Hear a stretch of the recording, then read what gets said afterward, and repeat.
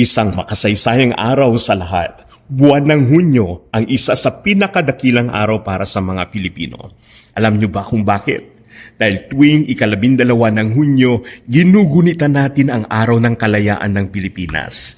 Ito ang araw na nagpapaalala sa atin ng ating bansa ay may sariling kasaysayan, sariling pagkakakilanlan at sariling dangal bilang isang malayang bayan. Noong ika-12 ng Hunyo 1898 sa Kawit, Cavite, ipinahayag ang kalayaan ng Pilipinas. Sa araw na iyon, buong pagmamalaking iwinagayway ang watawat ng Pilipinas at ipinakita sa buong mundo ang hangarin ng mga Pilipino na mamuhay ng malaya. Ang makasaysayang pangyayaring ito ay hindi lamang tungkol sa isang seremonya, kundi tungkol sa mahalagang pakikibaka, tapang at pagmamahal sa bayan ng ating mga ninuno. Para sa mga mag-aaral, mahalagang maunawaan na ang Araw ng Kalayaan ay hindi lamang isang pista opisyal.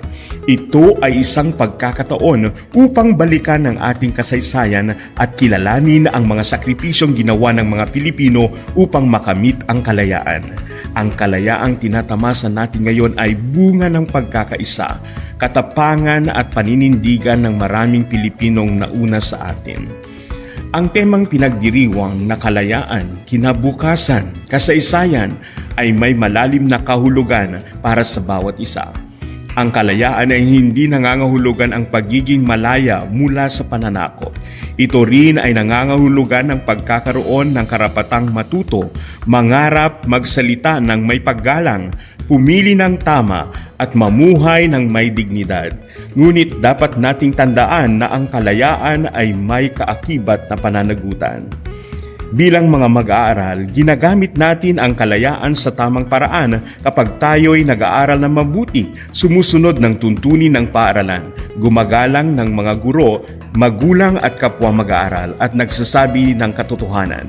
Ginagamit natin ang kalayaan ng makabuluhan kapag iniiwasan natin ang pananakit, pambubuli, paninira at pagpapakalat ng maling impormasyon. Ang tunay na malaya ay marunong gumalang sa karapatan at kapakanan ng iba. Ang kasaysayan naman ay nagsisilbing ilaw na gumagabay sa ating pagkatao bilang Pilipino. Hindi sapat na kabisaduhin lamang ang mga petsa, pangalan at lugar. Mas mahalagang maunawaan natin ang aral ng likod ng pangyayari. Itinuturo ng kasaysayan ang halaga ng pagkakaisa, malasakit, disiplina, katapatan at pagmamahal sa bayan. Sa pag-aaral ng kasaysayan, mas nakikilala natin kung sino tayo bilang Pilipino. Ang kinabukasan ay nasa kamay ng kabataan. Ang bawat silid-aralan ay tahanan ng mga susunod na guro, doktor, inhinyero, magsasaka, pulis, sundalo, pinuno, manunulat, siyentipiko at mabubuting mamamayan. Kaya sa araw na ito, buong pagmamalaki nating sabihing pinapahalagahan natin ang ating kalayaan, inaalala natin ang ating kasaysayan at sisikapin nating maging bahagi ng magandang kinabukasan ng Pilipinas. Bilang mga mag-aral at mamayang Pilipino, gagamitin natin ang ating talino, kabutihan, disiplina at malasakit upang patuloy na itaguyod ang dangal ng ating bansa.